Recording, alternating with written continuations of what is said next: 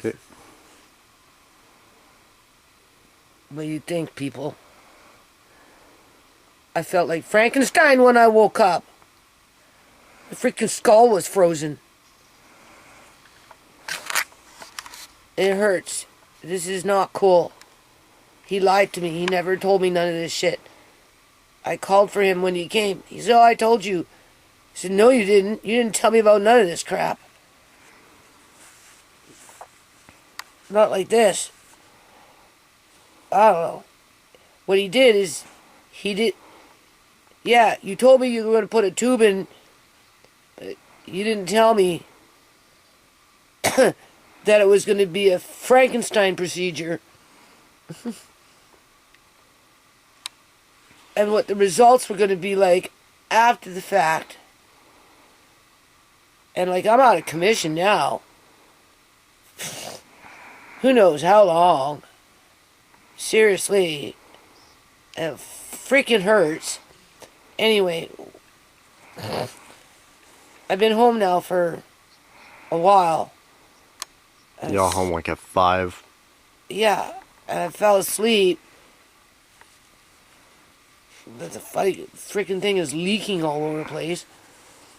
But it's not blood though, right? No. So I guess they adjust this thing. It's an adjustable tube. Oh, wow. It's going to take months to heal. Yeah, and I'm not supposed to do very much. I don't know how this is going to work, people. Okay, you can turn it off for now. Okay, people, so it's January 13th, 2026. Now went for her surgery yesterday. And Frankenstein surgery! yeah, her eyes red on the inside. Leaking like a bloody sieve. It hurts. I feel like I got a bunch of glass in my eye. I can't get over this crap since October 1st. You go to eye doctor, you come back, eyes all blurry, sick, and did this shit. And I tell you, I was so mad yesterday after I woke up. Oh. If I would have known, I wouldn't have done it. Oh, it's awful. It's completely awful. So far, it's just leaking water, so that's, I suppose, what it's supposed to be doing. As long as it doesn't get all pussy and bloody. So, the only thing I got to say is, normally my body heals pretty fast, so hopefully my body will do what it's supposed to do. Yeah, because this is, I don't know, this is... I remember last time we went for a surgery, you put aloe vera around your eye. Yeah, well, I don't even want to get close to this right now, because this is some crazy crap. I will see what they say today. Yeah. Yeah, no, this is inside my brain, man. And I had it frozen up here, like in my freaking... Like, a quarter of my head was frozen. Like, all this up, like, you know when you freeze your teeth and shit? I couldn't feel nothing up in here. This is inside, deep inside my head. This is stupid. Okay, turn it off for now. Okay, no, it's so dark. You sure about that? It is. Okay, well, anyway. Hopefully it won't freeze up on me. Blah, blah, blah. What is it? January 19th, 2026. I already did a live stream. I actually didn't get to say everything I wanted to say. Not that I have anything to say. But I forgot, Andre, please be quiet. I forgot to mention that they're having me empty out Tisha's room, aka the business room, in the next day or two. And they offered to help. Okay. Now, I haven't been in that room for quite a few months. I think it was like since October of last year. No, more than that. What am I thinking of? Hell no, that was in the summertime. Wherever that video is, the last time I was in there, I spent 3 days in there, or whatever the hell it was. I organized everything. I walked away. We know what's been going on downstairs. Everybody is trivializing it around here, but besides that point, over that course of, it was 6 months anyway, at least, right? Things have been moved around in there. I know it was. I wouldn't be surprised if things aren't missing just because things have been moved around. Looks like, I don't know. It's not the way I left it, that's for sure. So, Andre, please. I'm being quiet. You're snorkeling. No. So, anyway, yeah. They just want to do their job and be done with it when it comes to laying down this vinyl, this flooring, which isn't actually too bad. I know it's a light color, but I can't really see it, right? And I felt it. It felt okay. Anyway, they put a little moisture barrier between the wood and what they're laying down. So that's supposed to prevent that stuff from absorbing moisture in a cold environment. Okay, that's what they said, because I asked them about it, right? And they said I can just use cardboard, because they got lots of cardboard from the flooring, right? To put on top of this new stuff that they just did, so that, you know, Tisha's room can be emptied out, which is like, you know, like, man, I'm trying to be patient with the people. I understand why they want to do it, probably because they want the bill, like, you know, the invoice, the total bill under one invoice. I could see that, right? But at the end of the day, you know, it's Andre, please, it's a lot of work, right? Because I have, like, you know, Rubbermaid bins in there with fabric. I have Rubbermaid bins in there with my paperwork. I do that. I definitely have that down there. I better have it down there. Court papers and that kind of crap. Andre's papers when he was in foster care and that stuff. That's down there in a bin. I have craft stuff in a bin, right? I have patterns. I have dressmaking forms. I have a dresser down there. You know, I've got those plastic bags with the fleece and, you know, the terry cloths and those types of things to make pants and stuff for a mommy, right? Or whatever. Easy stuff to sew with, right? Children's stuff in terms of fabric, right? And then in the bins is other different types of fabric, right? And then I've got a wall unit down there that's full of food, right? And then I got another shelf that's full of food. So that's going to be real annoying moving that crap. Because, you know, I'm going to end up having to move it twice, because wherever I move it to, it won't stay there. Because it's not going to be any place where I want it, because I eventually want it in Shemai's room. But I can't do that right now because, you know, they're rushing me. You see, that's the thing. They're freaking rushing me. And you know, they're pillaging my shit, right? Let me help you. Yeah, okay. Whatever. Yeah, to them, they're helping, maybe, sure. Because, you know, they moved whatever already, put more stuff in they had to move the little love seat from the living room area, right, into the kitchen. So they condensed everything, right? So the kitchen is, you know, got a desk in it, a wall unit, a couple of wall units in it. It has a desk that Marquin gave to Andre. It has that little love seat. It's a love seat, right? It has an antique hutch, right, with glass. And then it has a couple of shelving units. And then Marquin's desk, right? I'm just saying what's in the kitchen. Wow. And then, of course, some buckets, right, with food in them, right? And just that kind of stuff, right? Warehouse shit, right? Not living in the house shit, but warehouse shit, right? I'm just saying, like, honest to God, this shit makes me so sick, you don't even know. So, you know, now I have to tear up 2 more units with canned goods and that kind of stuff in them, and rush and knock things around, mix things up, mix them up, literally, right? To only end up having to move them again, and I've only had surgery a week ago, Monday to Monday. Today's Monday. I had surgery on Monday.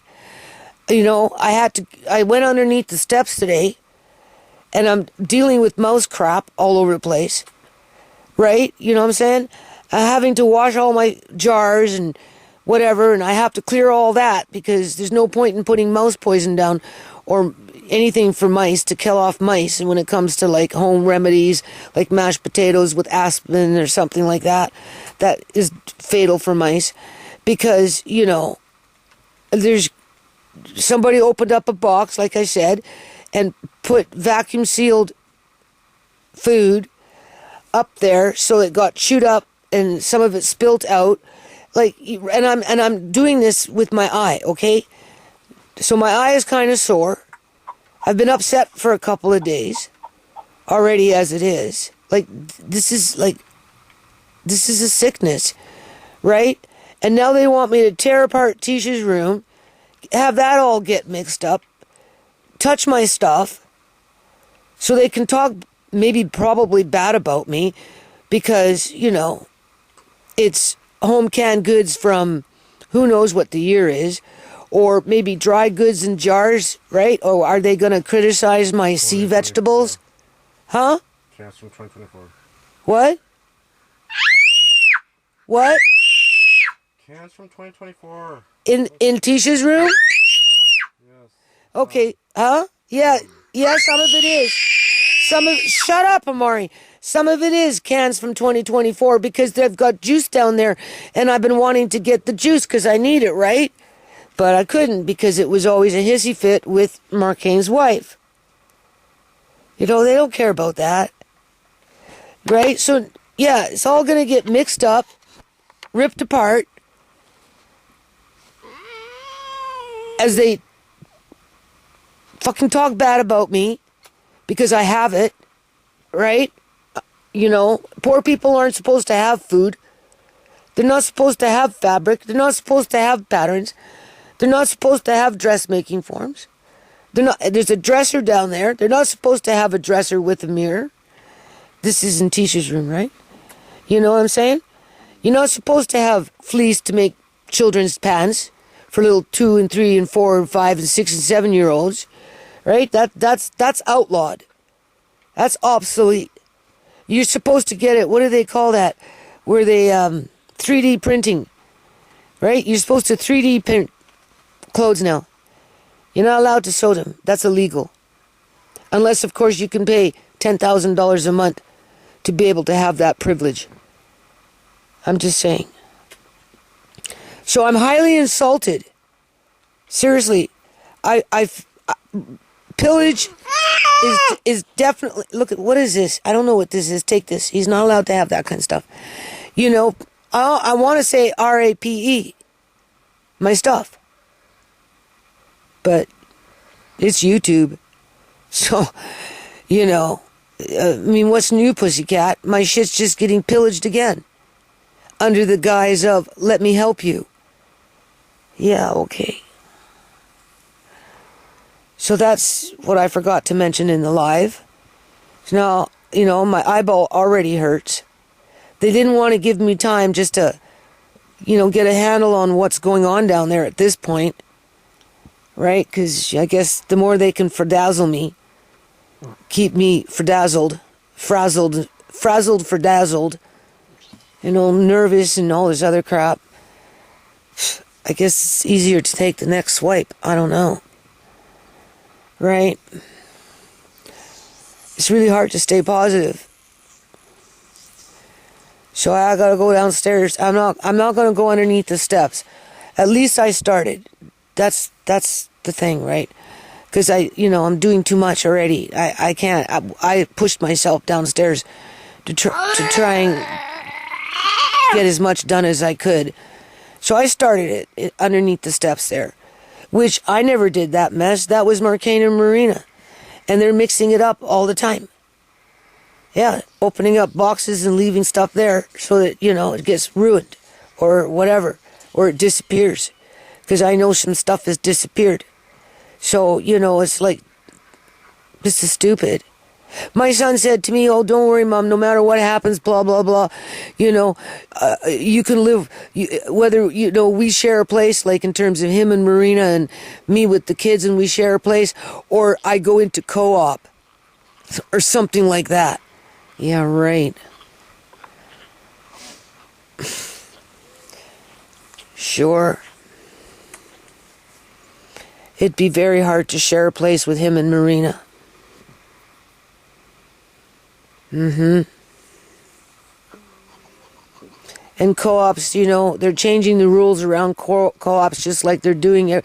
They're phasing out the 30% cap on co-ops as they're, so that's another law. I remember I was talking about those laws that they're changing on a federal level. They're making it easier for those types of non-profit organization, co-ops, those types of things to get rid of that quote-unquote co-op clause so that when you come in, you're paying fair market value, while the people that are living in the old suites under the old rules get pressured to get kicked out so that the rent can go up just like everywhere else in Canada. Yeah.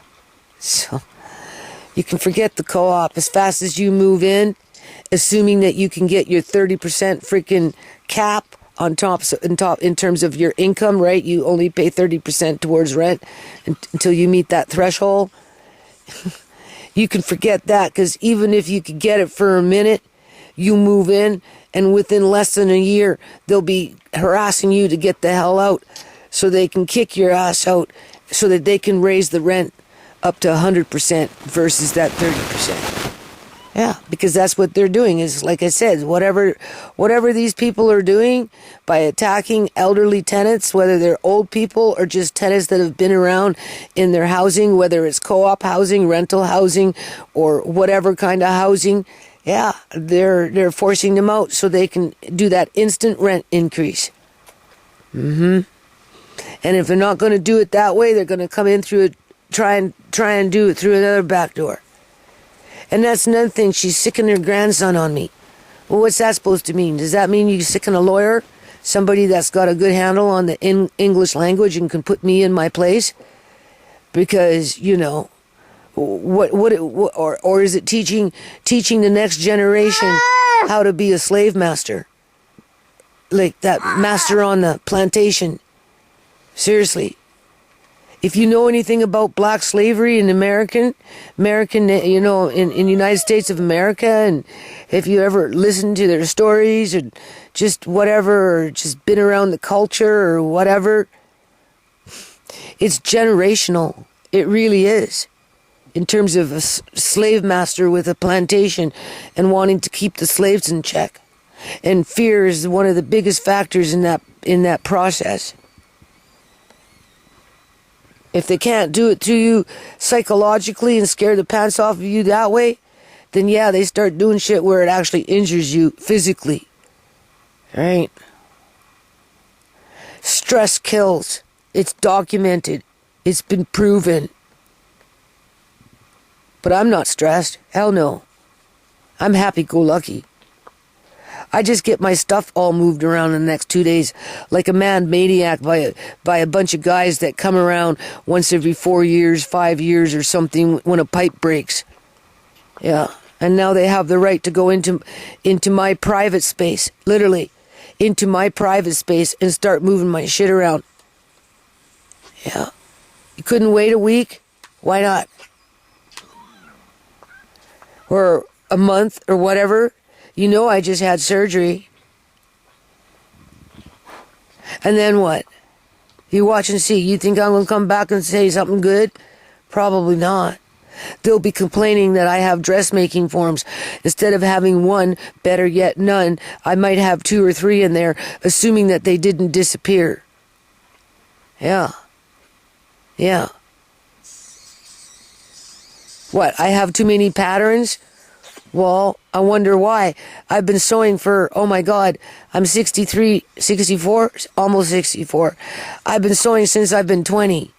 So that's what, 42 years, 43 years? I've been sewing for 43 years, and I'm not entitled to have any freaking patterns of any kind because I'm not worthy of anything in Canada, because for some strange reason I'm a piece of shit and trash and all this other crap that people want to throw at me as they manhandle my crap and move it around and plot and scheme to take what they want, where they want, if they can, when they can. And then the rest just becomes somebody else's treasure because it's now their junk, as if it was their junk to make that decision on. Yeah. Begging for stairs, begging for a front light so that if an emergency happened, paramedics don't have to be bumbling around in the middle of the dark with me with a flashlight. Okay. Oh, whatever. Whatever. I just basically wanted to say that now Tisha's room is going to be ripped apart because they can't wait not even a hot minute. No. No.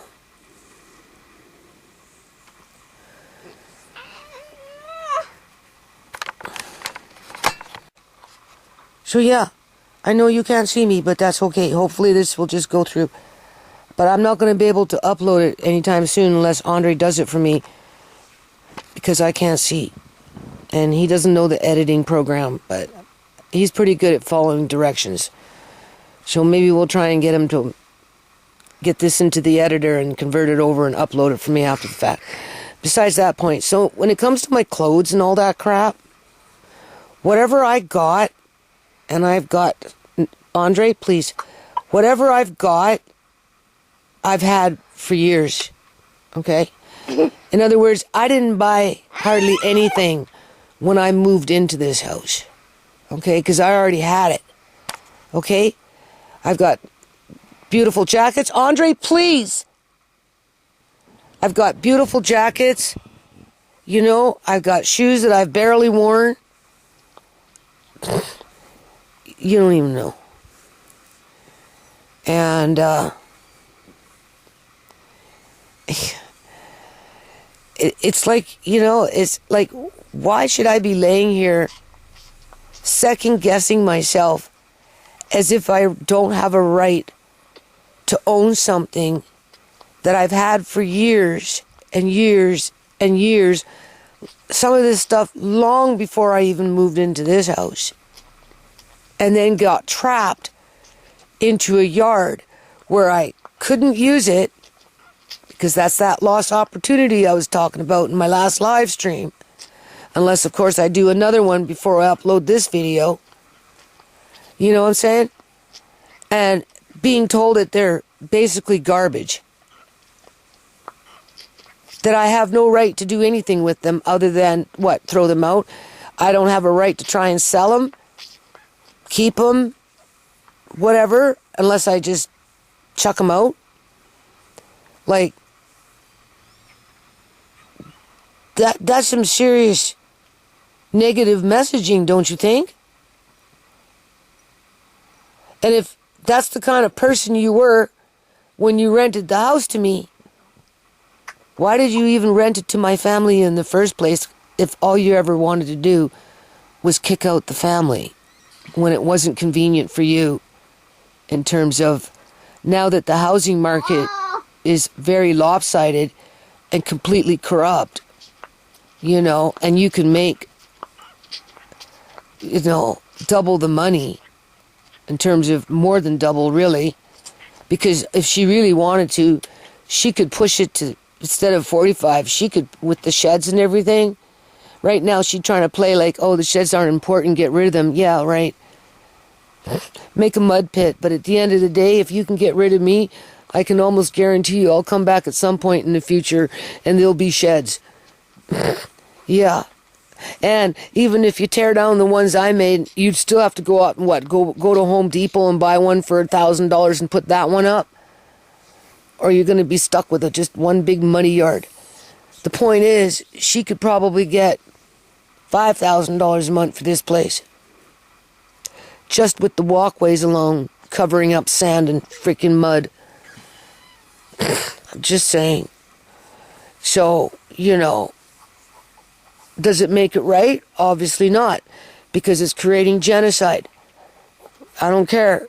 You can run, you can hide, but you can't deny it. You know how they say, Andre Amari, don't do that. You know how they say, you can run, but you can't hide? Well, you can run, but you can't hide. And even if you think you're hiding, what's in the dark will come out in the light. Oh, yeah.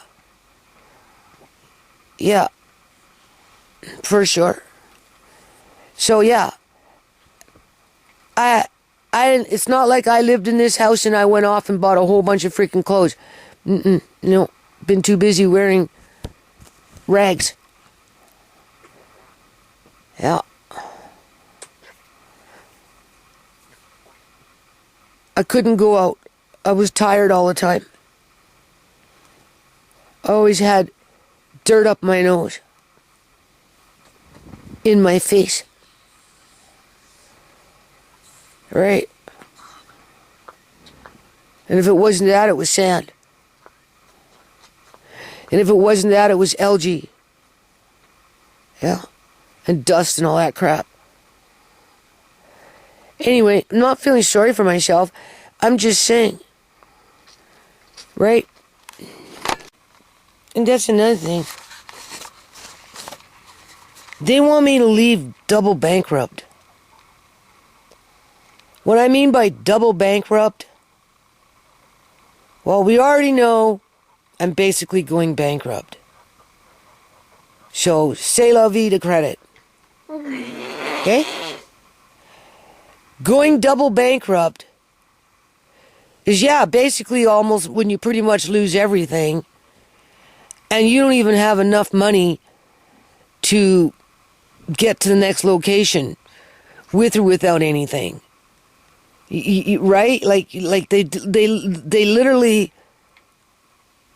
want as much as they can take, regardless of the consequences around that, because for whatever reason, the entitlement mentality in terms of quote unquote good business, which is being manipulated by local politics when it comes to neighborhood housing, right? There's that little pocket where rentals are manipulated to stimulate the local neighborhood in from where, like Mrs. Gill will come and say, oh, the neighbor over here wants me to kick you out.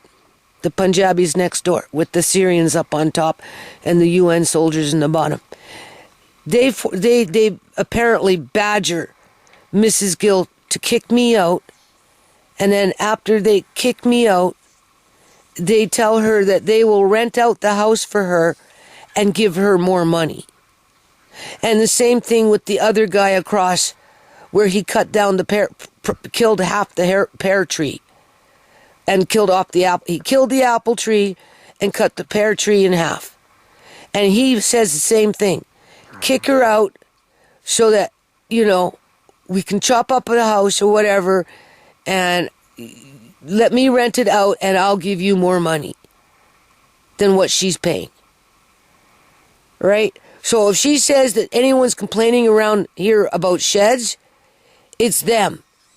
Because they want the house so they can move in another whoever, rent gouge with no complaints, and then whether they make money or it all goes to Mrs. Gill, the point is, right, is right. So, with that said, then they've got every house at the top of the in terms of the rent, right? There is no comparison in between the three houses in a row, right? Because I rented my house in 2009, where the Syrians, I think they rented in 2020, 2021 or something like that, maybe 22. I don't know. They've been there for a little while anyway. And same thing with those people next door on the other side. After the French people moved out, they moved some other guy on top, and then there's a one room down there with one Punjabi guy and another little suite where one of the cats that we had went to, because the guy broke up their basement into 3 little dinky suites. Yeah. 3. I think it was 3. 4. 4 suites downstairs? It's impossible. 1 small. Well, anyway, that's what I mean. That's why they tell her to kick me out. So they can make one room and charge $700-800 for a room. I suppose it's a shared bathroom at some point down there. It's got to be, because it's just an old bungalow with the lawn, and I guess everybody shares the laundry room. Yeah, you don't even know. So anyway, Andre, please. Yeah. It's like this, I don't know. It's not fair, that's for sure. I don't even know what I was talking about. I'm so stressed out about this. I already forgot. I was talking about my clothes. What was why did I come back? I don't remember. My eye hurts. But I guess I better get used to it. Because I gotta do things. I got that whip on my back, you know? Yeah, I'm supposed to be resting. Not cleaning up after mouse crap. And don't forget, I'm paying for this foam and all this crap. The Brillo and the scouring, the metal pads. I'm paying $24, $25 per can for the foam, because Marcane ain't paying for it. I have to buy it, right? And I just gave him another $100. He said it's going to cost another $250, right? With the foam, and he's using all that those metal pads that I bought, and that's just going around the house, plugging up everywhere, just everywhere, because it hasn't been done. I've been in this house for 15 years and it hasn't even been done once. All right? But I'm paying. Well, he's doing the work with Andre. Yeah. So, do we get a thanks for that? No. They don't care. Doesn't seem that way. Right? Okay, so I guess that would make a difference in terms of having it on, not on Zoom. No wonder why you didn't see anything. Anyway, my eye really hurts from what I did downstairs today. And now that I have to empty out Tisha's room over the next 2 days, oh my God. On top of anything else I might be doing, like dishes and shit, and just whatever, and I've been doing laundry, dishes, and I'm trying not to bend, but every now and then I have to, and then I get this big glob of something right in front of my eyes, or everything goes real white. It's one or the other, and then everything else in between is blurry. But I wanted to say, what was it that I wanted to say? Oh yeah, when we were going up the stairs, my landlord, right, Mr. Gill, and he looking at that pile of crap that Andre piled up there. And of course, everything got rained on because of the leaky porch. All right. So we get to the sliding door, and he asking me to, something like, how is it, right? In terms of what the guys did with the tape and the screws and everything to hold the frame in place to keep the glass from falling out, right? And I said, well, it's, for what they did, it was okay, right? Like, I've been with this door for 15 years. It was a problem when I moved in, right? It was broken when I moved. It was broken when I moved in. I've been dealing with it for 15 years. They did the best that they could. And he goes, well, we'll change it and put like an open and closed door, right? And I'm like, no, because if you do that, you'll just be cutting off those downstairs, right? Going down the stairs, right? So as another means for a fire exit, or easy to get into the backyard versus having to go all the way around the house to get into the backyard. No, you need the sliding door, right? So I'm copacetic with it, right? In terms of like, just maybe fix the stairs. And that's when he said, oh no, it's too expensive, blah blah blah, you taxes, blah. And I'm like, oh my god, please. And then he's switched over to the roof of the porch. And over the years, I've been trying to put that plastic crap up, and I've been stapling it, but it ends up falling down. That's why when they took all my wood, I was so worried, mad, because, there was wood that I was going to use to run slats to hold that crap up so it doesn't fall down over time, right, with a staple gun or whatever, right? And, and he goes, I see you trying to do something. And I'm like, well, yeah, I do the best I can to try and prevent the leaks. And then he brought it back, the attention back to that crap. And I said, yeah, well, that's what my grandson did. He just piled everything up. And, at this point, it's not, I'll get to it soon enough, right? Like, I'm only one person here. And, honestly, it should never have gotten rained on, but it is what it is. And, versus taking responsibility for the leaky porch that's been leaking ever since I moved in, and just getting worse and worse as the floor of the porch, I guess that's what you call it, a floor, which is the roof of the garage. What they did before I moved in, they I guess they took plywood, and I guess the porch originally was like a cedar planking or something, like a cedar wood of some sorts. And it was rotting out. So I think they took plywood, they covered over it, and then they took that outside vinyl that you can walk on. That's really very durable, like for years and years and years and years and years and years. And they covered everything up.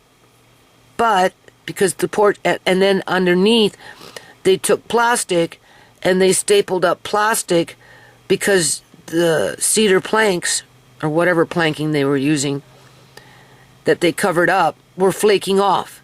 So they were all flaking into the garage. So versus, before they rented it, they just ran plastic over it. So by the time I moved in, it was gross. It was cruddy. It had black mold.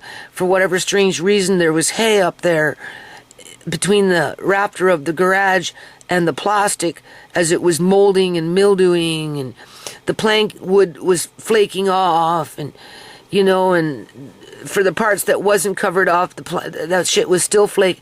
Anyway, it's flaking off still to this day, right? It's gross.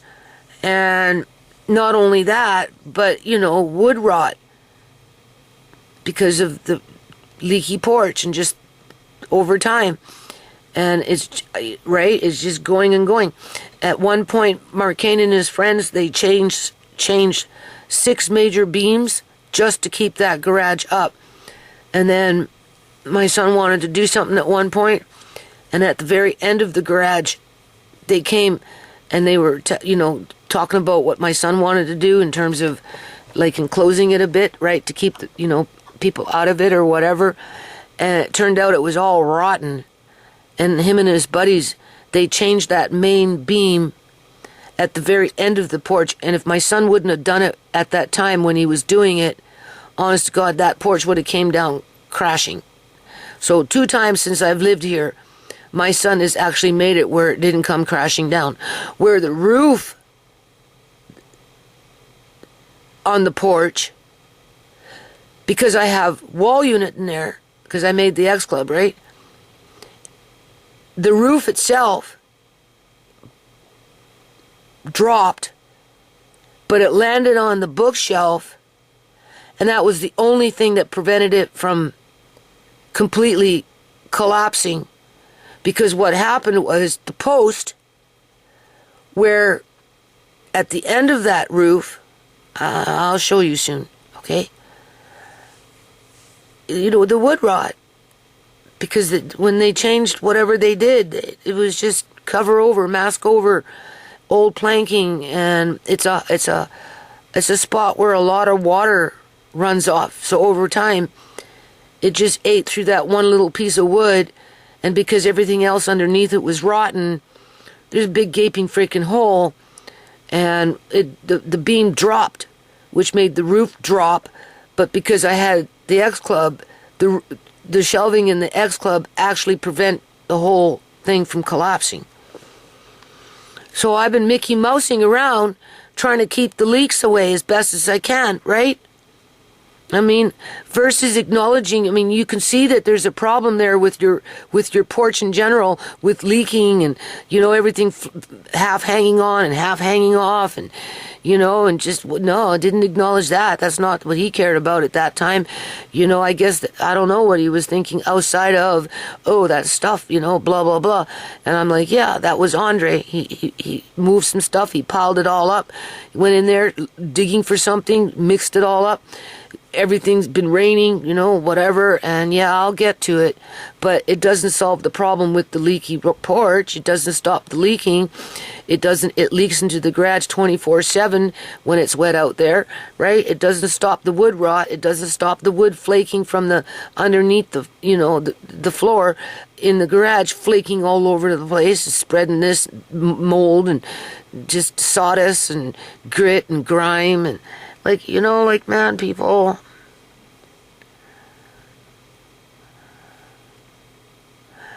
Yeah.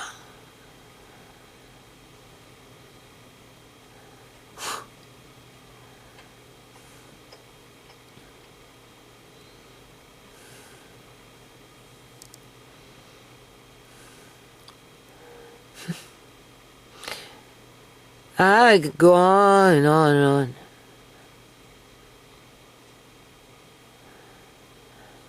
It's that lopsided world. What is bad is good. What is good is bad. And that basically boils down to Satanism. Running with the devil. Crawling out from that pit of hell. Right? Where else? That's the math. What do they call that? Baphomet. That's the part man, part animal with horns, I think. It's called a Baphomet, which all has to do with devil worshipping. Right? Yeah. Mr. Gill, I don't go to the temple. Okay, well, I find that hard to believe. You wear a turban, but I didn't tell him that. I mean, part of being Sikh is wearing a turban and going to a temple.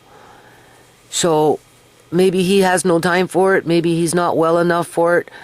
Maybe, I don't know. What he told me, though, to try, you know, he plays the good cop, right? For the most part. Mrs. Gill plays the bad cop. He plays the good cop for the most part. When he told me he didn't want to fix the stairs because they were too expensive, to me that was the bad cop, because you're dealing with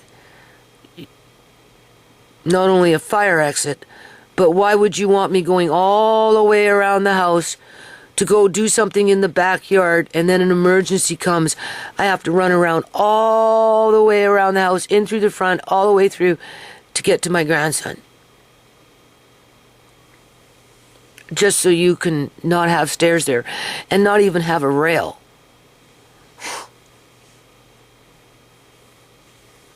And even if you put a rail there, it's not safe.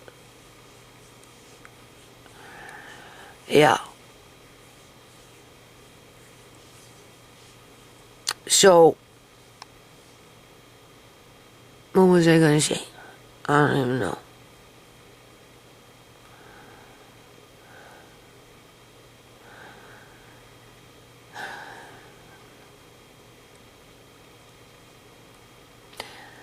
I don't know. I don't like the idea of people going into Tisha's room and just start moving my shit around with a bad attitude. I don't care if it's my son or those workers. Because you know they're not siding with me. They're too quick to offer help and sound genuine about it. Yeah, and I'm having to explain myself as to what's in that room. So I get flooded out by sewage, and now all of a sudden I'm under a microscope, and I have to justify owning things, as I have to forfeit my private property again for other people to start moving it around so that at some point they can use it against me. Because I've lived past my time. I'm too old to have fabric. What about my court papers? What about Andre's papers when he was in court? He might want those if he ever wants to take the government to court after he turns 19 years old for what they did to him and his mother. Not to mention the rest of his family. Because there is no statute of limitation on what happened to him. No. Right? What about my non-profit books? From the first time I started my non-profit right up until whatever else is in that suitcase. Assuming that that suitcase is still there and didn't end up in the garbage because Marina went behind my son's back and threw it out. Okay? And now I've got other people now putting their hands on it. But not one of them care about the non-profit. I'm just saying. Right? I'm too old to have patterns, and Tisha doesn't have a right to sew, and neither does Learn to Sew, and neither does Andre, and neither does Alea May, because that's not what it's about in Canada. It's about genocide. It's just some of us leave faster than others, that's all, in terms of leaving the planet, right? We don't all die at the same time. That would be too noticeable. Right? Just saying. So I have to suck it up. Yep. I have to suck it up.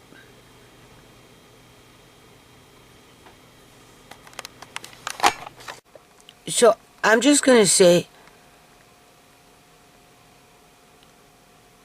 what's in Tisha's room, eventually I was going to start moving it out. Right? Put some of the sewing with the sewing in the living room. There's this little thing in Shimei's room that I want to take out. It's to hang clothes in. I wanted to take that out, and I was going to put one of the bookshelves that are in Tisha's room that has food in it into Shimei's room. Or at least bring a rack that I have, like a shelving that I bought that's in the X Club. I might take that down instead. I'm not sure yet. I mean, it was something that was going to be done over time, especially with this. Now they've got me moving things with or without help. And if I remember correctly, the last time I went in that room and I sorted stuff out, I had to wipe everything down because that room sweats. The carpet from the cement, because of that gutter that runs like a fountain. Well, waterfall, really. Yeah, just when it rains, it's like a waterfall, right? It's just torrent rain, and it pools in that corner and gets it down into the cement and keeps the cement damp and wet all the time. And then, of course, the room, right, the carpet is mildewy because of the moisture from outside not being drained away from the house properly. And because, I use it for storage. What I'm trying to say is, just like I'm having to clean up this mouse crap and how they're getting in the house. Again, Mark Haynes spending time with Andre, plugging up everything as I pay for it. And it's going to take a while to get that done, and that's only as far as they can reach by hand. Anything above, good luck, in terms of a mouse can crawl in and start the process all over again. And that's not to mention any roof rats. Now, we haven't heard Kevin moving around up there chewing lately, so whether it moved on or maybe the cat caught it, or it's gone to a different spot where I just don't hear it, that still needs to be dealt with, but that's a different kind of filling up the gaps. And oftentimes those kind of things, they come in through the gutters, and because the gutters haven't been dealt with for 15 years, basically, there's probably a lot of breaches in there if they're not crawling in from the pipe on the roof itself. Okay? In terms of getting up in the attic, right? But, yeah, I was going to, pick away at it. And with this, okay, well, I can only do an hour or two at a time. I put, probably 3 hours downstairs under the steps. Today, well, it's now 12:30 a.m., so when they were working in the afternoon yesterday, I was starting that process, because ain't nobody gonna do it. I didn't make it like that. I didn't put that stuff in there. I didn't mix shit up. I didn't go out of my way to scatter things around. So, I sure in the hell didn't have mice a year ago. Right? So anyway, now I'm gonna be rushing, and if it needs to be wiped down, well, there you go. There you go. Right? Now they got me scrubbing faster than I'm ready to scrub, in terms of wiping things down and all that crap, right? Yeah. Yeah. As they accuse me of being the problem, even though that room is a magnet for moisture in general, because of no gutter, and it gets saturated in that corner when it rains. And I have plenty of videos recording that gutter, well, lack of gutter, that saturates that corner when it rains over the years. Right? So I'm not lying. And they couldn't wait. They couldn't give it another month or two, so that I could work in between whatever, because I hurt myself. But as I was doing it, I said to myself, you have to, because ain't nobody going to help you with this. Right? And if you don't get on it, it won't be long before they're holding it against you. Right? Yeah. Versus actually helping. And technically, whatever I'm spending to try and prevent mice at this point from getting inside the house, after it's all said and done, is not my responsibility. That's the landlord's responsibility. Just like it's their responsibility to keep the rats out of the roof.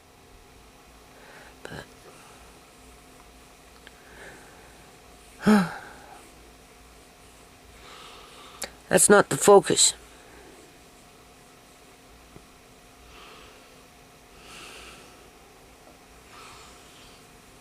So I just have to be brave, people. Yeah. And hopefully I won't go blind through the process. Because the way when I'm looking at the camera and I look at things, I don't know how to explain it, but like this eye is pretty much dead because I can't see much out of it anymore. 2% vision out of 100%. You do the math on that one. That's how much I can see. 2% out of 100%. This one, on a good day before surgery, 13% vision out of 100, which isn't that great. No color, things blending together. Obviously, everything got blurrier with the cataract and yada yada yada, lens being changed, yada yada yada. And now with the eye surgery, I mean, look how I look. Like, I feel like it's, I don't know, ready to fall out. Yeah. So, doing extra just to conform with the demand of evict the room in a day, 2 days max, because we said so, because it's just another form of eviction. And they even got their guys helping moving my shit around.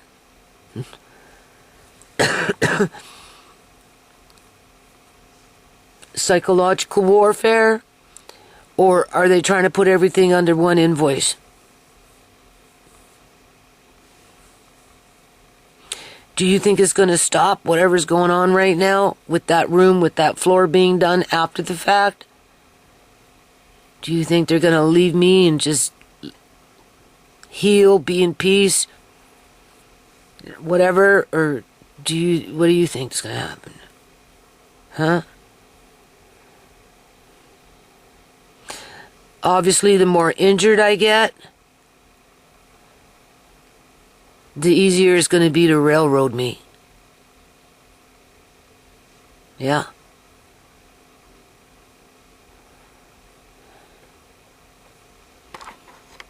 But then I have to look on the bright side afterwards, because I was thinking of maybe letting Andre experiment with that room for a little while.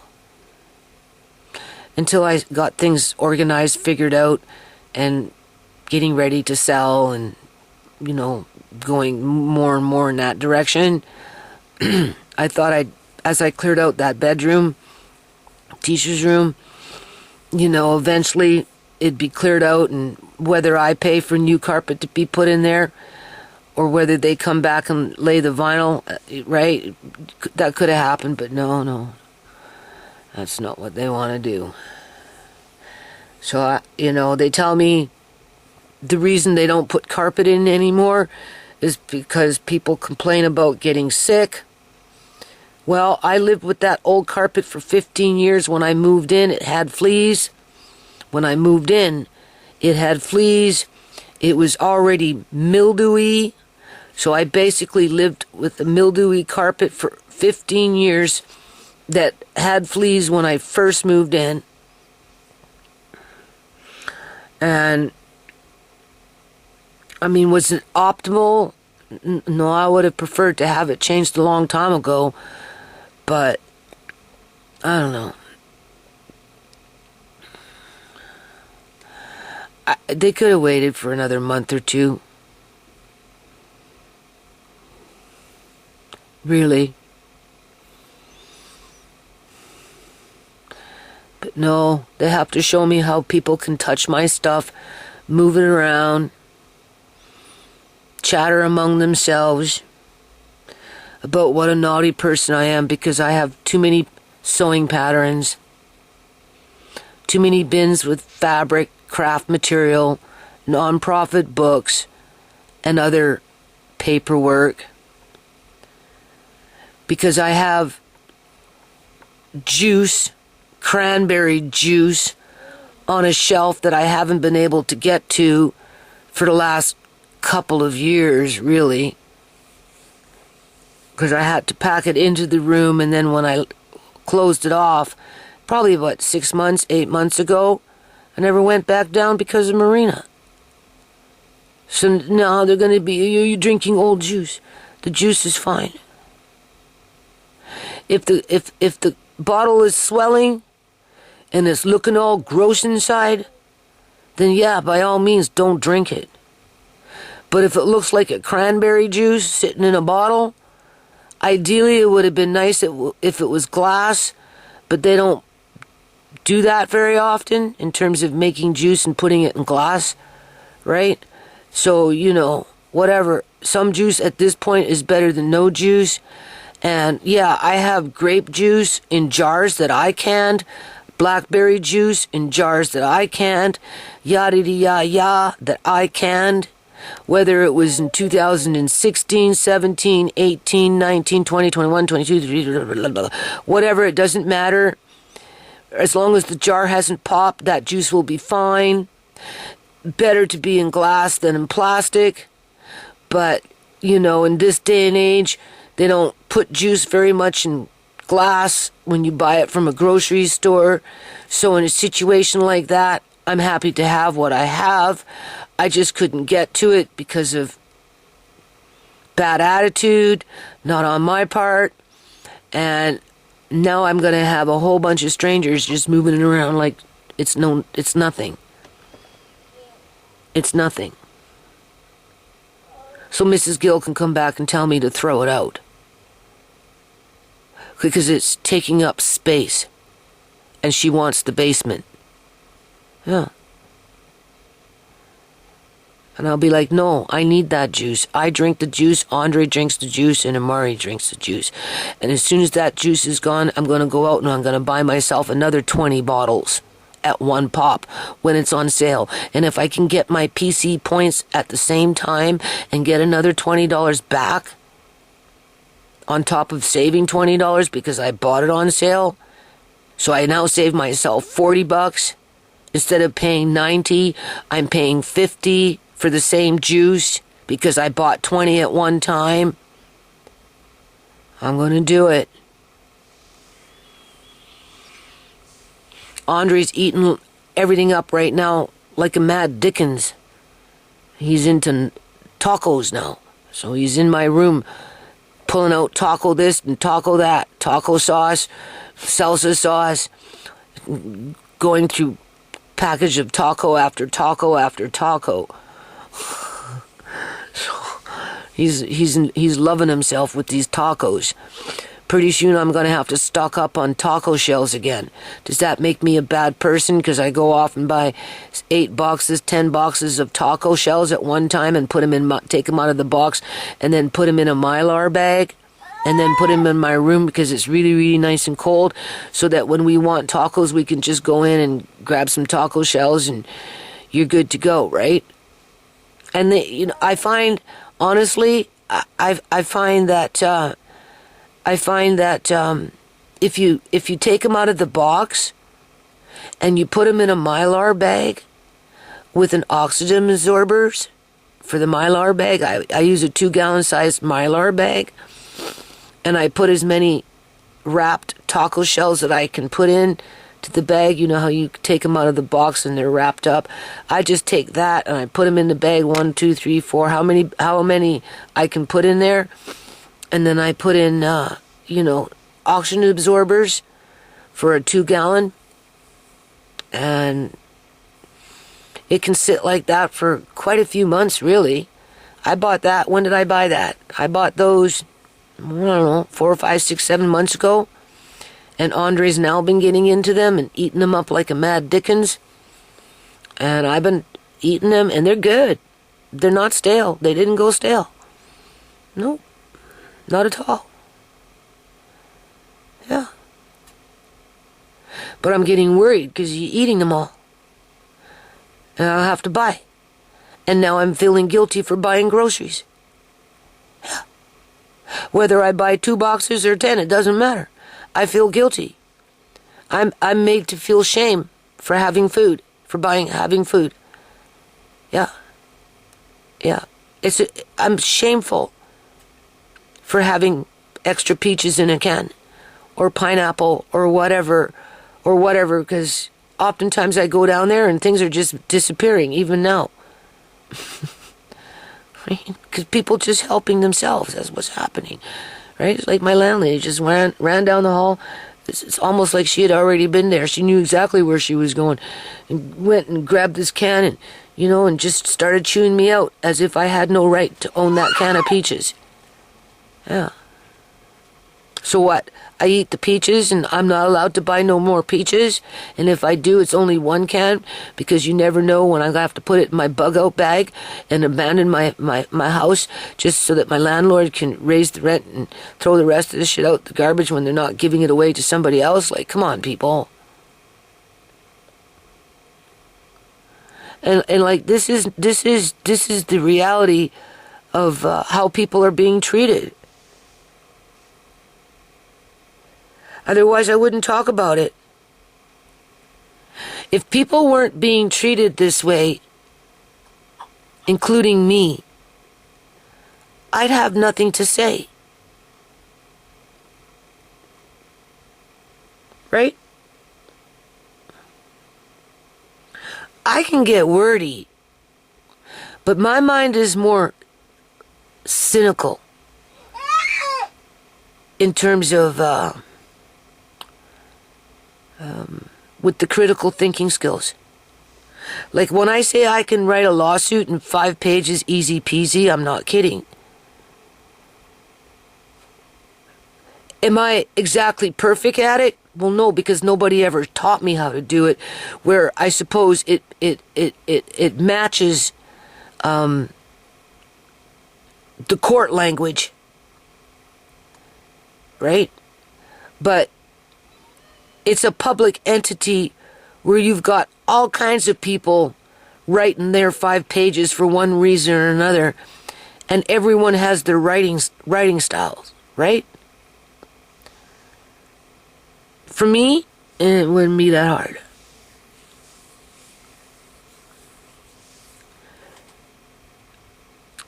To write a fairy tale, if I had to write a fairy tale, like from my imagination station and create a story like a fairy tale, that would be hard. I wouldn't be able to do that. And if I did, oh my God, it would be a real big struggle. I'm not creative with that. Right? Writing mandates, bylaws, those kind of things, dry stuff, you know, huh? Dry. Some cheese. Okay. Yeah. That I can do. Huh? I'm talking about, like, writing things. Right? Because you know Nana's feeling pretty miserable right now. Right? In terms of what's going on. And you know he's not feeling that great about it either, right? Pardon me? Yeah, you. Feeling insecure about what's going on with the house. Like Tisha's room. I was going to pick away at it, right? And then let you poke your nose in there, and I was thinking of putting Uncle Marcane's desk in there versus in the living room, right? And you said you wanted the little LED lights and just, you know. Yeah, I just don't like it. Yeah, well. LEDs in there. Huh? I want some LEDs in there just like when I start streaming. Yeah, right. But if Mrs. Gill is trying to kick us out of the basement, how the hell can I give you anything at this point? And even if I did give it to him, for how long? There's no sense of security. This is what I mean. Right? Right? I'm not doing anything wrong. Because I don't want to overcrowd the living room or anything, right? So. Oh, by the way, Marquez gonna be taking that couch, maybe. Oh, now he's taking the love seat? Maybe. Whatever. If he takes it and I want one, I can go to MCC and buy one, which I probably would. So I don't really care at this point. Honestly, I don't. Right?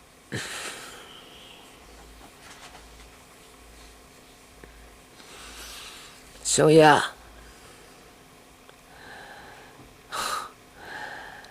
I think the next week, honestly, is going to be pretty rough. So hopefully I don't hurt myself. Because if I hurt myself by trying to do too much for whatever that reason is, then I have nobody to blame but myself. Right? Andre asked me what the plan is for tomorrow. I said, I don't know. At some point, Marcane's gonna come and he's gonna help me, I don't know, move whatever's kind of been piled up. Whatever Marcane and Marina did, even though Marcane said he didn't do anything, that's not true. Because when I poked my nose in there, my dressmaking form was on a weird kind of angle and things had been moved around. But of course, I didn't get in there to dig around to see exactly what the hell was going on, because I thought that once they moved out, I could be at peace and I could figure it out in my own time. But the problem with that, though, is the mice people. Marcane said you can't really do anything down there right now in terms of anything, really, unless things are in bins, because, you know, for whatever reason, even though I was paying money to have a professional come and do, well, they were supposed to do the outside, but they didn't do the outside as well as they should have, so now Marcane and Andre are doing it, and I'm paying for the materials. But I also paid them, the company, to lay their bait boxes and all this other crap, and it didn't work because they're coming in from somewhere outside, and they were eating the poison, but they're prolific down there for whatever reason. And Marcane said, yeah, you can't really bring anything down until the outside of the house is completely secured where they can't get in, and you kill them off all on the inside of the house, which I don't know how long that's going to take or what it's going to take to do that, as well as in the meantime, they're getting into paper, they got into fabrics and they're everywhere in the freaking laundry room, underneath the little shelf that he made. They're all over and underneath the steps in there. And they're cocky. You know how mice are. They'll come out and they'll look you in the face. Andre said he's seen them. Yeah. So even after this floor, what I'm trying to say is, even though the floor will be done, quote unquote, it doesn't mean I can use anything down there. It's not like I can really use the space until I get rid of the mice. Until I get rid of the mice. Not my landlord. They're not doing the outside of the house.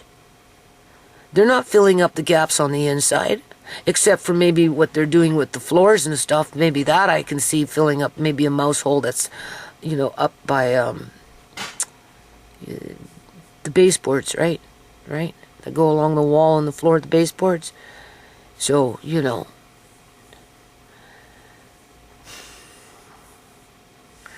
And I want to move a lot of these books down and sort them into categories, right? And sell them off, little here, little there, right? I'll put them this is a $1 book, $2 book, $5 book, $10 book, right? Some books, Marcane said, we'll keep. Other books we'll let go. A lot of homeschool books, right? A lot of homeschool books. 40 years plus of homeschool books, okay? Again, something you're not allowed to own in Canada unless you got $1 million sitting in your bloody bank account. Yeah, that's what it's come down to now, it seems. Yeah, or you're willing to pay out $4,500, $5,000 a month for something that when you moved in, you were told that it never raised the rent, stay as long as you want, but work in the yard, we just forgot to tell you that part. And now that you can't work in the yard and you're not as useful as you were, get the hell out. Yeah, and when you go, make sure you take almost nothing with you, because there's nowhere else for you to go. We made sure of that, because it boils down to genocide. That is the common denominator. Yeah. So I'm paying for a space that I can't use, right? Basically, effectively that is, right? Okay, fine, I can let it slide, because eventually I should be able to use it. So that's the reward for being patient, right? But, I can't really use it effectively until I get rid of the mice hope, and once they're in the house like that, they're hard to get out of. They're hard to get out, right? They haven't really infiltrated upstairs. Every now and then one will be underneath my stove and the cat will catch it.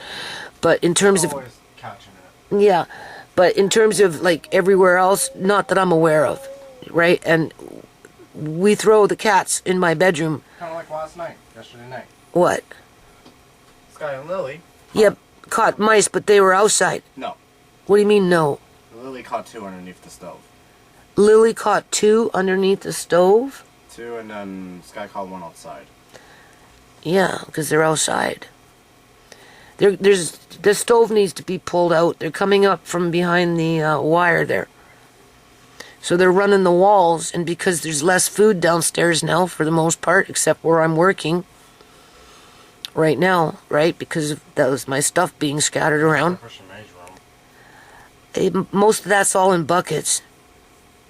But most of it's in boxes, too. Well, a lot of those boxes have jars in them, though, Andre. And if a mouse gets into a box, it's only gonna get in one little way, and it's gonna have it's like a moth. You have a jar, and you put food in a jar, and you put the lid on, but you don't realize there's a moth in there, because you didn't see it fly in, and it got hidden or it came in with the food, and then you put the jar away, and you come back, and you can see that whatever was in there multiplied and ate everything and made its own habitat, right? Well, that's what a mouse would do in a situation like that, because the majority of those boxes down there have 1-size-gallon jars in them. So yeah, there's boxes, but there's jars, 1-size-gallon jars in those boxes, where back in 20 and 21, that's when I was vacuum sealing some of my beans and lentils or whatever that I was buying organic. Buckwheat, I know for sure. They might be in a box that had been vacuum sealed from package to package to package. So if a mouse chewed through the box, chewed through the package, got into the package, what it's going to do is it's going to move into the inside. And it's going to go in and out, in and out, in and out, and just eat what's there in that one particular spot out of the whole box, right? That's like a moth, right? That's what they do until eventually they go, if you don't, go and check on it for a while, being that you have rodents now, right? It would take them a long time to go through a box from package to package to package to package. But no, the mouse likes their runs. Rodents, they have their runs. Once they got their run and they know their run, they pretty much stay with that until, when the food runs dry, then they'll go and they'll hunt for some more. So no, I'm not too worried about that per se, because I know that I have a lot of, I should have a lot of boxes with 1-size-gallon jars in them. And then, of course, we've got the 1.8 liter jars. And then, of course, we've got the home canned goods, right? Yeah. And just whatever else, right? So, that's not where the problem is. The problem is in the laundry room. Because I'm figuring they're coming in from outside somehow, some way. Now, above the door, as you go into the basement, I'll record it tomorrow when I go down with the camera when I have time. It has no wood on it, and you can see the beams. So they may very well be coming in that way. Or they're coming in from the foundation itself, through a crack or something. Yeah. The point is I'm not going to be able to do much down there until I get rid of them completely. And that's why Marcane is doing what he's doing, because he said, Mom, there's no point in wasting your time trying to get rid of them on the inside if you can't keep them out from the outside. So the big focus is to try and plug up the outside at the expense of me and my son and Andre. They do the labor, I pay for the material. And then I'm going to be putting down mashed potatoes, dry, and aspen sugar, which is toxic for rodents. The potatoes, they swell as soon as they drink water, which, gives them gas and everything and basically kills them. Where the aspen itself, the sugar, the fake sugar itself, is apparently very toxic. And then, of course, you can put the aspen into peanut butter. Grapes are poisonous, believe it or not, for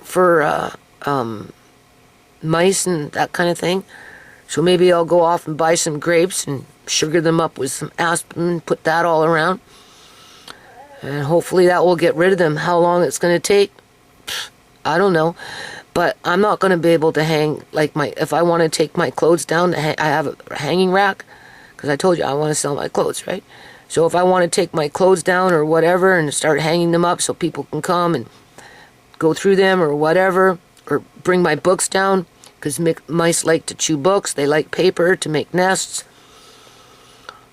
Nothing's safe. Not until I get rid of the mice. With the help of my son and Andre at this point. In underneath the step, it needs wood because they have styrofoam, and I guess the mice have been eating the styrofoam.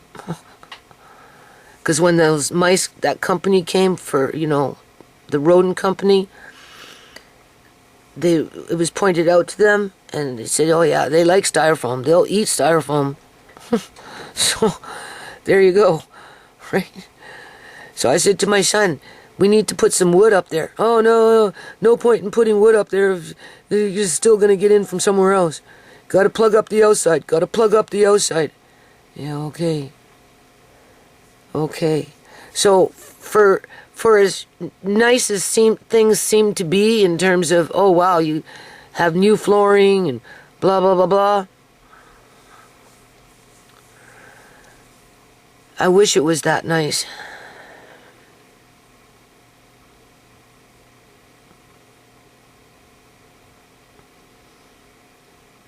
Yeah, I wish it was that nice.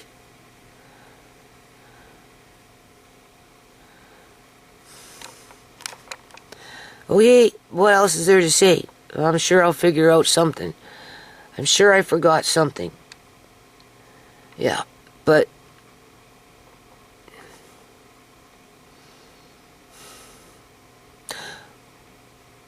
what is good is bad. It is good that you have food in the house, realistically. But in today's term, it's bad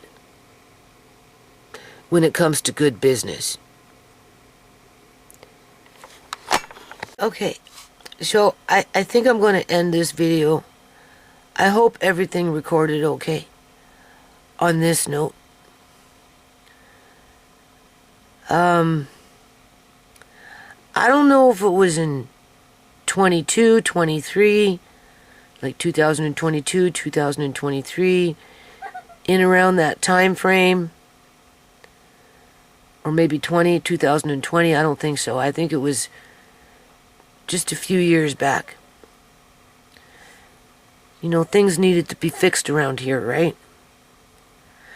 But they couldn't do it because apparently Mrs. Gill was telling Tisha when Tisha went out to the car, because they were like harassing me for something, more money or something, and they didn't want to fix something, and I don't know. I'd have to get into my videos, right, to figure it out. I just remember Tisha came back from talking to Mrs. Gill and was telling me that Mrs. Gill was going on about how she had to spend $50,000 or $60,000 on renovating her house, one of her houses that she owns, right? Because I guess it turned into some sort of crack shack, and because she had to spend so much money on that house, quote unquote, to do whatever they did. That's why they couldn't do anything for me when I needed shit done. 'Cause, right. So, it seems to be that way. She has another house that she spends money on. Does this, does that. And then when I ask her to do something here because of whatever, and she reminds me that she's fixing this over there and fixing that over there, and and then it goes down to you pay for it. You don't like it, you can move, or whatever. So I either submit to paying for it, or I live with it broken, whatever it may be, for however long. Like underneath the sink. That went years, until finally, because she just wouldn't have anybody come. She kept telling me to find somebody. And I pleaded and begged Eggert to come. She ended up paying him for it, but I went like 3-4 years with my sink leaking underneath it. And everything else. The tap had to be changed. Just, you know how that happens, right? Yeah. So anyway, either or, I'm in a bad situation.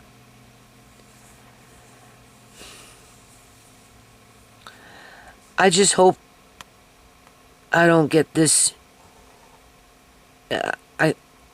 I knew that when I was working downstairs under the steps, I was pushing it, 'cause I'd already done dishes and laundry and stuff, and when I put my head just like that, it starts to get that snow globe crap and gets real dark or real bright or real blurry. And yeah, I'm wondering if they're putting energy weapons down there more than what's already down there too, or spyware. Yeah. I wouldn't put it past anybody these days. When I lived in that fourplex, they were spying on us. I do believe there's some form of spyware going on in this house. I do. Definitely energy weapons, inside and outside. There's no disputing that. My camera caught it. Right? That day when they had me out in the front where that energy weapon ran through in 2012, and I got that documented, I came inside, my eye went blurry for over an hour. It didn't, 4 hours or something. I was watching the video, I can't remember. 4 hours or something, my eye blurred over. Because I got shot up with an energy weapon, that's why. Whatever. I do believe that. Yeah, because, energy weapons, they burn. When I took that energy weapon to exposure with that bucket in the front, when I was working on all those damn weeds along the walkway or whatever the heck it was, and I took it to exposure, I could see the point from where it went through, and through the heat altered the bucket. There was a heat signature there. To show where the went in. So, it travels, energy weapons travel through things. Traveled through a black bucket. It probably wasn't rubber. It was just a black bucket that you buy from a dollar store or something like that. Nothing fancy-dancy, right? Or maybe a black bucket, like a pail, right? That's a different kind of plastic. It went through it. And when it hit it, you could see through the exposure how it altered the plastic. Because it's hot, right? Energy weapons are hot. They have energy weapons that can burn your skin in an instant if they want to. Right? So that's another thing to factor in.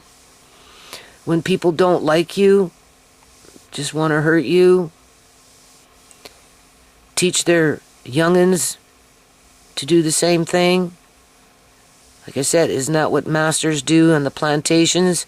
to teach the next generation of whoever, to control the slaves with fear and through punishment, through threats. Yada-dee-ya-ya. Alright? So why wouldn't they put energy weapons in if they don't like you?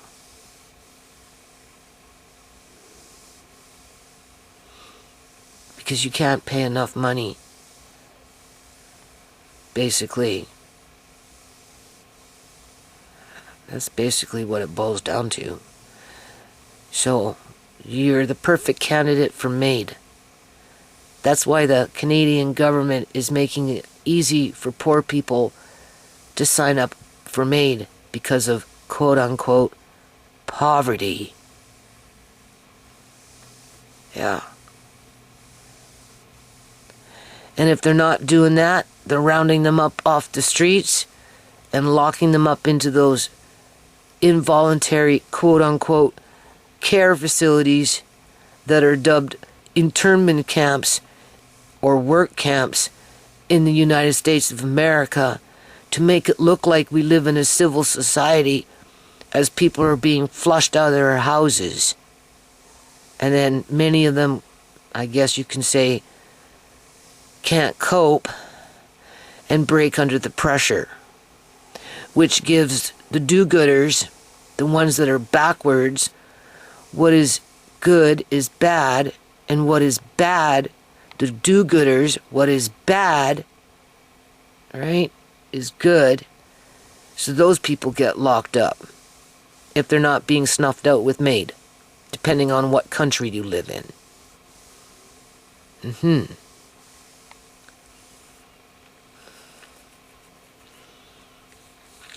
When in history have you ever... Well, with the potato famine, they brought in their workhouses for the destitute that just couldn't stand living out on the streets with absolutely nothing, that they were willing to go into a workhouse, live in complete squalor,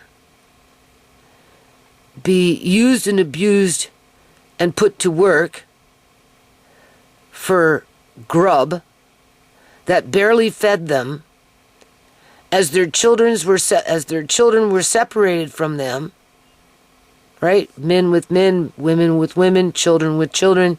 Of course, the men and the women had to work, and they basically worked themselves to death.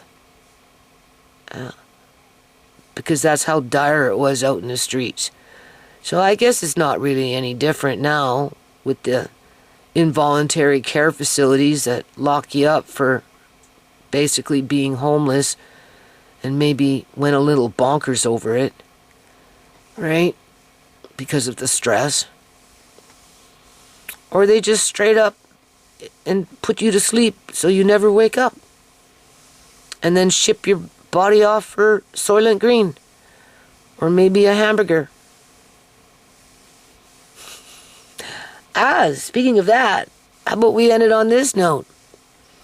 Riverside Homestead, which is a YouTuber that likes to report on recalls, all the toxic ingredients in our foods these days, you know, chemtrails that are polluting the environment, or whatever. And he brought up the subject of the FBI, I can't remember what state it was investigating some dude that had some kind of franchise where he was making hamburgers and selling them to the public. I think it had to do with McDonald's, because he kept saying McDonald's, you know. And then he brought the question to the table where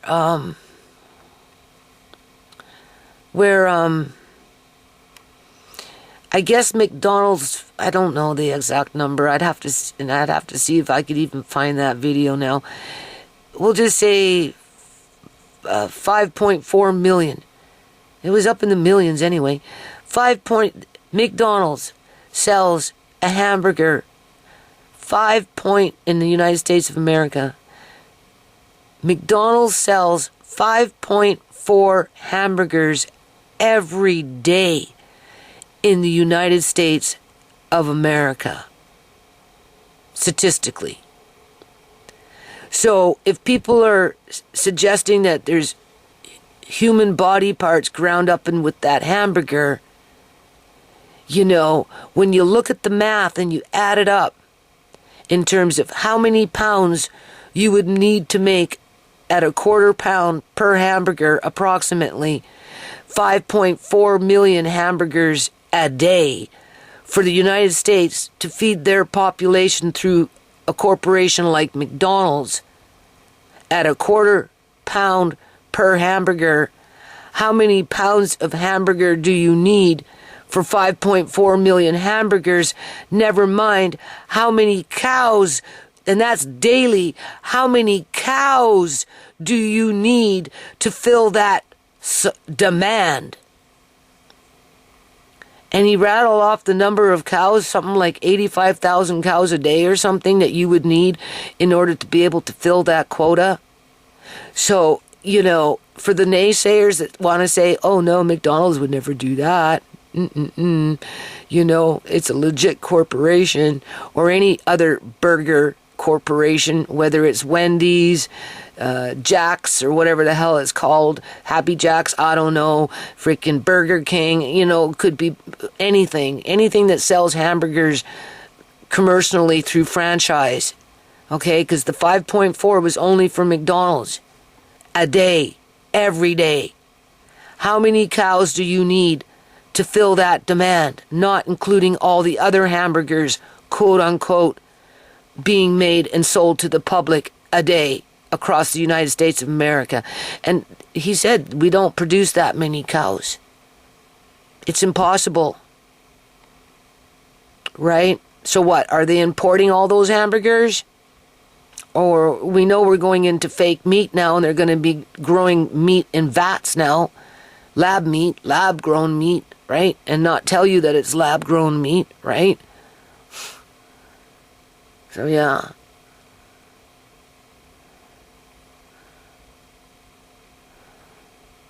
Just be careful with those hamburgers, I guess, eh? I prefer to grind up my own beef and make my own ground beef, but you know what? Now, Canada, you can't be surprised. Just the Liberal government, you can't be surprised. Federal Liberal government, can't be surprised.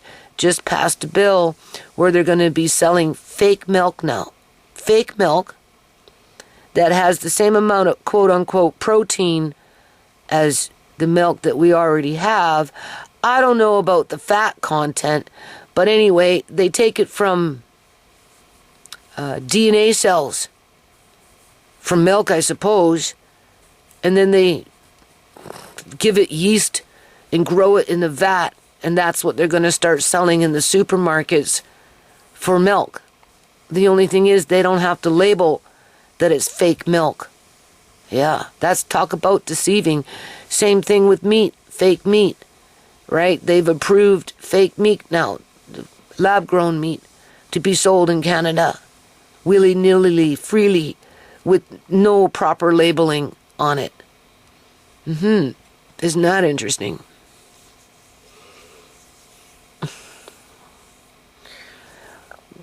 What is good is bad. What is bad is good. Right? A whole lot of that going on, that's for sure. Yeah. People they don't seem to be afraid of hell. Not at all. I guess they think if they believe enough in it that it doesn't exist, somehow it will never come their way. Or they like being in hell and have no problem going back to it for as much harm that they cause while on the planet. And what's that saying?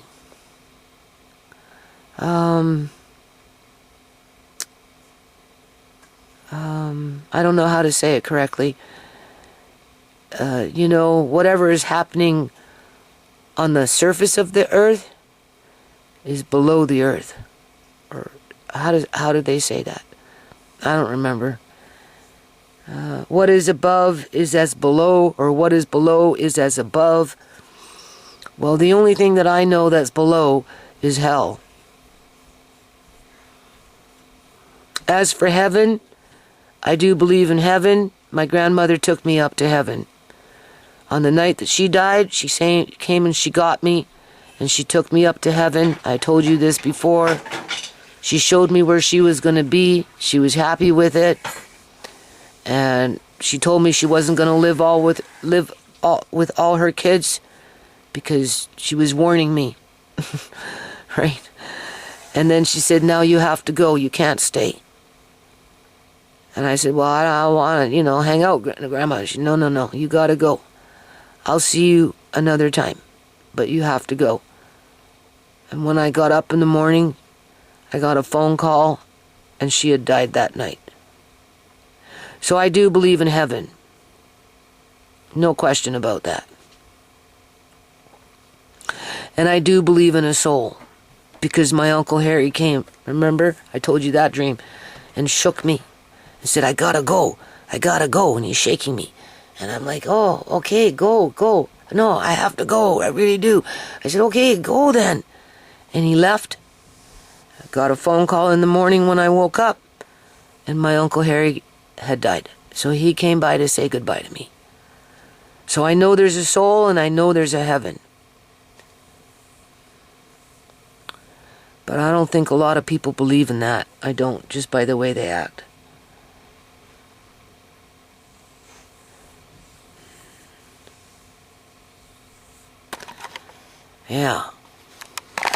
Yeah. If they don't like you because you can't do the work that they want you to do when they want you to do it, like yard work, general maintenance, house repairs where you can, blah, blah, blah, blah, so that they don't have to pay for it or do the work. As you pay basically what they want,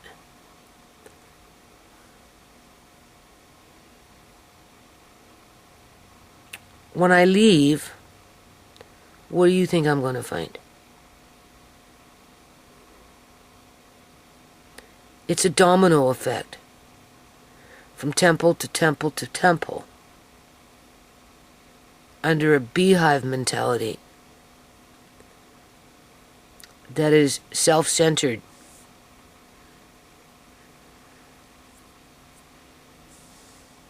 And forget the bees. It's a hornet mentality. It's a hornet nest mentality. There is no honey in this situation. You're not getting no honey. They're fed, we're not. Just saying. Right? Like, there's no prospect to get a good landlord after I move out of this house. After they've dubbed me to be this terrible, terrible, terrible person.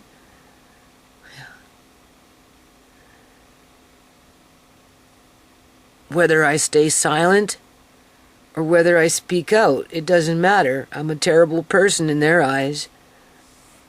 I've done all these terrible things.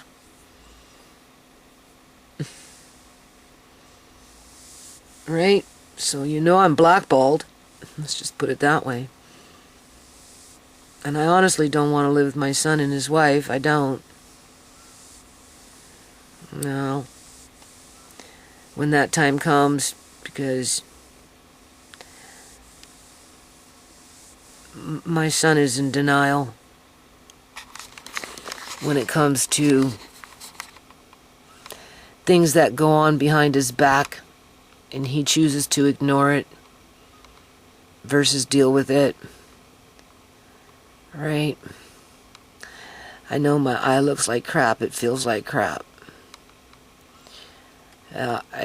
You can almost guarantee it's going to get worse over the next few days.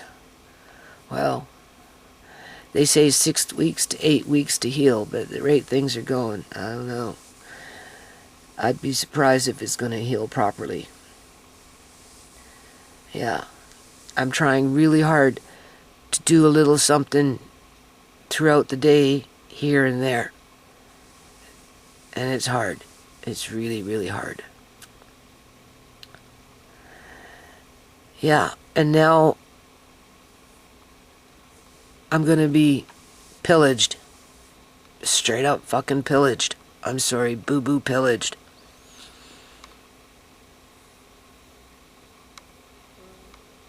Yeah, in terms of moving my shit around.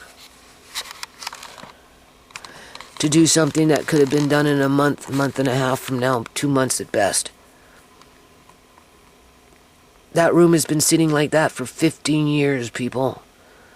15 years, and now all of a sudden there's urgency. Yeah, okay. It's not like I'm not going to see these guys again. More than likely I will. Hell, they might even be the ones loading up the bins when it's time for that to happen. Yeah. But I won't be here on the property, remember? I would have been evicted from it.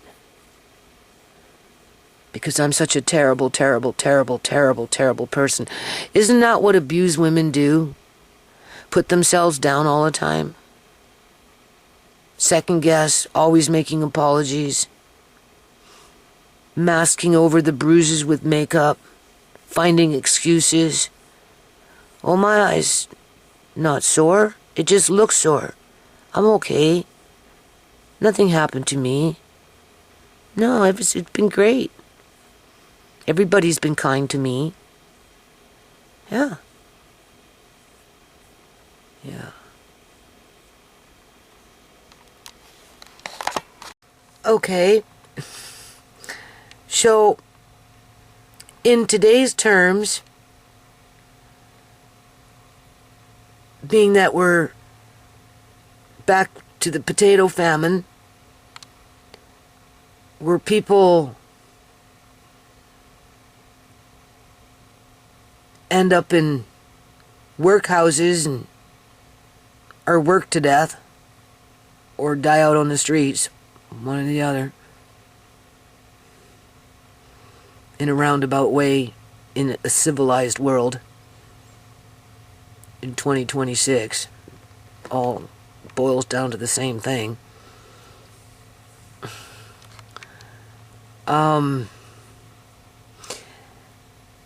You know how they say 80% of the population or 90% of the population prop up that 10 to 1% that hold all the wealth. So even if we lowered that number to 60 to 75% of the population,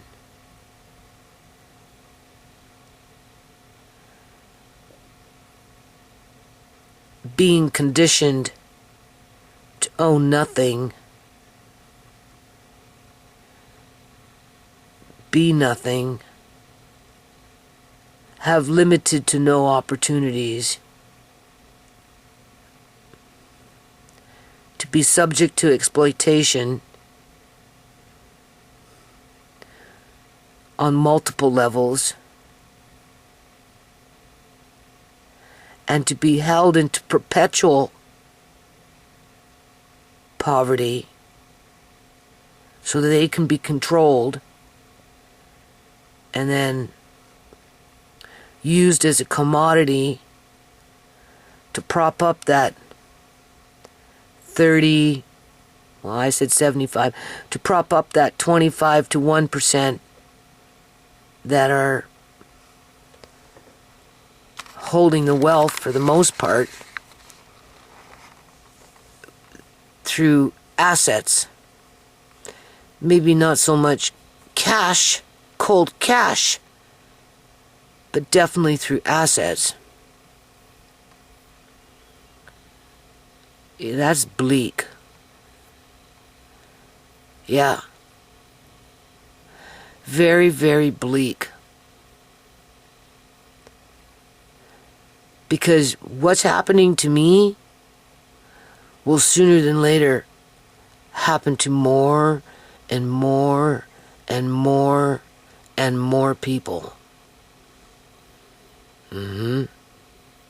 As they continue to bring in the immigrants to mask over the genocide.